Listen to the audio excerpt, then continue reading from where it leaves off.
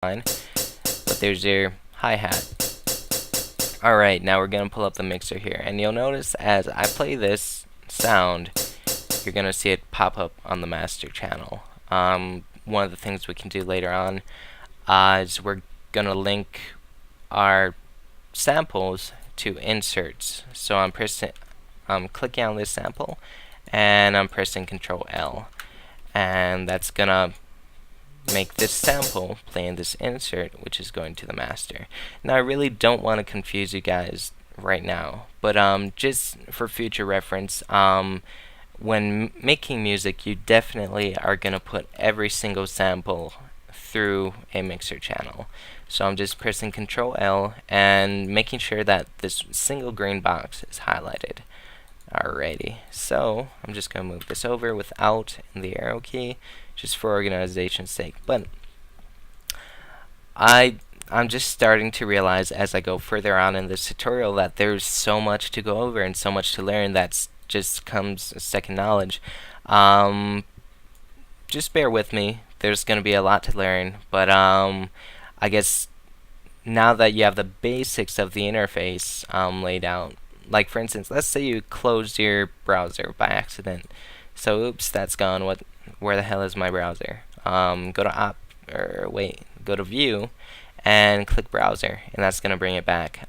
Just in case you screw up, just remember to experiment, because screwing up is normal when you're learning something new. I mean, you can't learn from mistakes unless you make mistakes. So mistake away, go experiment. Alright, so moving on. I don't want to get into the fundamentals of drumlines too much with this beginning tutorial. This is basically just an overview of the interface, just showing you how many things there are to learn, because I am just realizing how much there is to learn. That seemed a lot more simple to me in the beginning.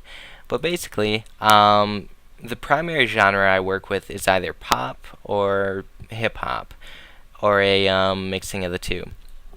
Normally, your tempos for hip-hop is around maybe high 60s all the way up to mid 80s. Really, you can't really define a tempo for a specific genre, but there are basic rules for it. Like for instance, R&B, you're going to be going pretty slow, probably around the 60s, lower to mid 60s. For hip hop, probably a little faster pace in R&B, around your 70s to upper 80s. It really varies a lot depending on the beat. And for most pop music, you're probably around 108 to 120. That's typically around for your like Lady Gaga beats, your Kelly Clarkson, etc., etc. That's where that's around. So I'm gonna be going over the two genres I know best as these tutorial series progress. I guess I can show you the basics of setting up a really extremely basic drum line. Here's what we're gonna do. Okay, this right here is the beats per bar for this pattern. By default, I believe it's set to something like 4. So with those 2 bars, it's set at 4. Typically, I do like to work in 16, just for the added. Okay, say for instance you make an 8-bar pattern, and I'm gonna right-click, fill each 8 steps, and then I'm gonna do the same for the snare. And then I'm holding Shift and pressing right on my arrow keys. Now I'm gonna play this back. This is really simple. This is just boom, bap, boom, bap. And let's say you have this 8 beats per bar pattern, and I'm gonna put it down on the playlist. So basically, this is just gonna play over and over again. I do like working with 16 beats per bar, just because it gives me a lot more flexibility to work with without needing to make an entirely new pattern. I do like to keep things as streamlined and simple as possible. Like say I want to change things up after the first drum line and then have it all repeat again. Just for the sake of taking down the number of patterns needed, I do work with 16 a lot. 8 is what I started working in, and then I moved over to 16. But basically, once you lay your patterns out, you go over and you click song. Okay, and we're gonna play this. And this is pattern 1 going right now. You can see it up top here, and you can change your patterns by scrolling here. So it's gonna show that that's pattern 1. Okay, so let's say later on you want to add a melody to your beat. So I'm just gonna go over to pattern 3. I'm right clicking on this channel. I'm going to insert, and we're just gonna FL keys, and that's going to bring that up. Alright, so yeah, that's FL keys going. So let's say you want to, that sounds horrible, but you want to put a melody inside FL keys, and you want to layer that over your drum line. What you can do is you can right click on keys in a different pattern, go to piano roll, and basically all this is this is a piano keyboard put sideways. So if you want to do something crazy and turn your head sideways, I don't know, and look at that, it's basically just a normal piano keyboard put outside. So let's say I have a chord that I want to put in.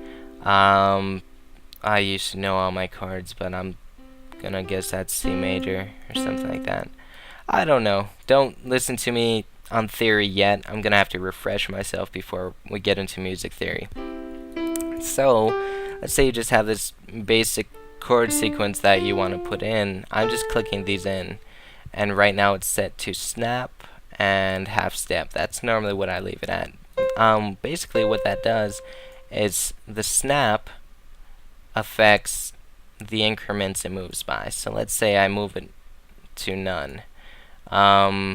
That's gonna make it really precise, and I normally just leave it on snap for neatness. So yeah, that's basically it. And I'm not trying to make any cool chord sequence or anything like that. I'm just gonna put these in, unless I somehow screwed it up already. Okay, so we have this really horrible but boring chord sequence. And we're just gonna put that over our pattern. And basically, now that we have pattern 3 with that really bad chord sequence, and pattern 1 with those really basic drums, we're gonna click song, and song plays the entire tracklist editor all together. So I'm gonna click play here. I'm sorry.